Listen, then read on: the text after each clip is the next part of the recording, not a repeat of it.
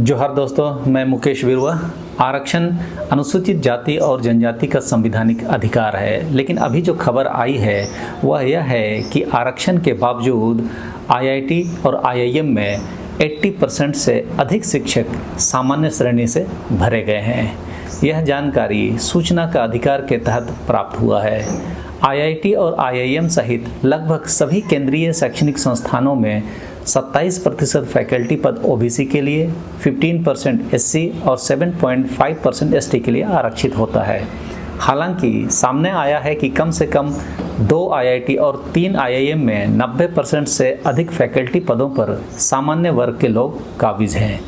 सूचना के अधिकार के तहत दाखिल एक आवेदन से पता चला है कि प्रतिष्ठित भारतीय प्रौद्योगिकी संस्थानों आईआईटी और भारतीय प्रबंध संस्थानों यानी आईआईएम के फैकल्टी पदों पर अन्य पिछड़ा वर्ग, अनुसूचित जाति और अनुसूचित जनजाति के लिए सरकार द्वारा अनिवार्य आरक्षण की व्यवस्था के बावजूद सामान्य वर्ग के लोगों का दबदबा बना हुआ है।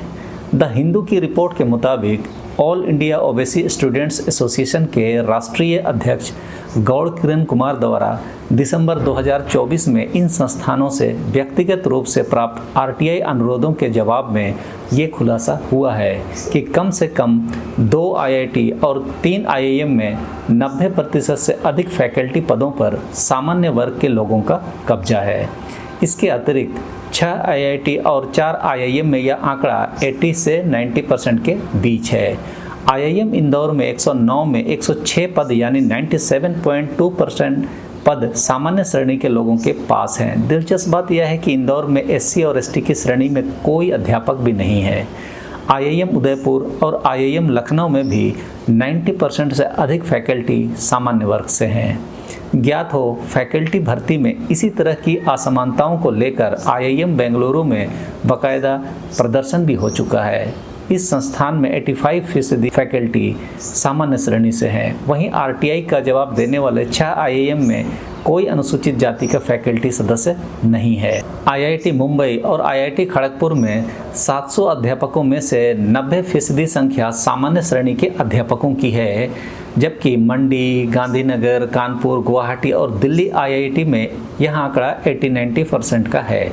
जिन संस्थानों से जवाब मिला है उनमें से 13 आईआईएम में 82.8% फैकल्टी के सदस्य सामान्य श्रेणी से हैं, 5% एससी और 1% एसटी श्रेणी से जुड़े हैं, जबकि 9.6% फैकल्टी सदस्य ओबीसी तबके से हैं।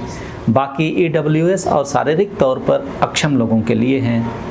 डेटा प्रदान करने वाले 21 आईआईटी में 80% फैकल्टी सदस्य सामान्य श्रेणी से हैं, जबकि 6% एससी और 1.6% एसटी श्रेणी के लिए है।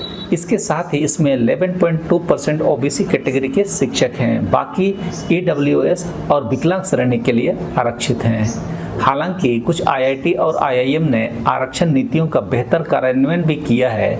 आईआईटी पटना में 38% फैकल्टी ओबीसी समुदाय से हैं। उसके बाद 22% एससी और 13% एसटी समुदाय से आते हैं और यहाँ केवल 12% सामान्य श्रेणी से हैं। आईआईटी भिलाई और इंदौर में भी 50% फैकल्टी सामान्य श्रेणी से हैं। उसी तरह से आईआईएम के बीच आईआईएम जम्मू में 51% फैकल्टी सामान्य श्रेणी से हैं, 19% एससी, 5% एसटी और 13% ओबीसी तथा 2% ईडब्ल्यूएस कैटेगरी से हैं। जिन संस्थानों ने डाटा मुहैया कराया उनमें 7 आईआईएम में कुल 256 रिक्तियां थी, जिसमें सभी श्रेणियों में सबसे ज़्यादा ओबीसी श्रेणी की थी, जिनकी संख्या 88 है। इसके अलावा 54 पद एससी समुदाय के खाली हैं, जबकि एसटी के 30 पद खाली हैं। इसी तरह से 11 आईआईटी में 1557 रिक्तियां हैं, उसमें से सबसे ज़्यादा 415 ओबीसी से जुड़ी हैं, जबकि 213 एससी और 129 एसटी समुदाय से जुड़ी हैं। केंद्र की नीति के अनुसार आईआईटी और आईआईएम सहित लगभग सभी केंद्रीय शैक्षणिक संस्थानों में 27% फैकल्टी पद ओबीसी के लिए, 15% एससी के लिए और 7.5% एसटी के लिए आरक्षित हैं। यह डेटा दलित, आदिवासी और अन्य पिछड़े वर्ग के लोगों के शैक्षणिक संस्थानों में प्रतिनिधित्व में चल रही असमानताओं को उजागर कर रहा है। इस पर इन वंचित समूहों को गंभीरता से चिंतन करने की आवश्यकता है।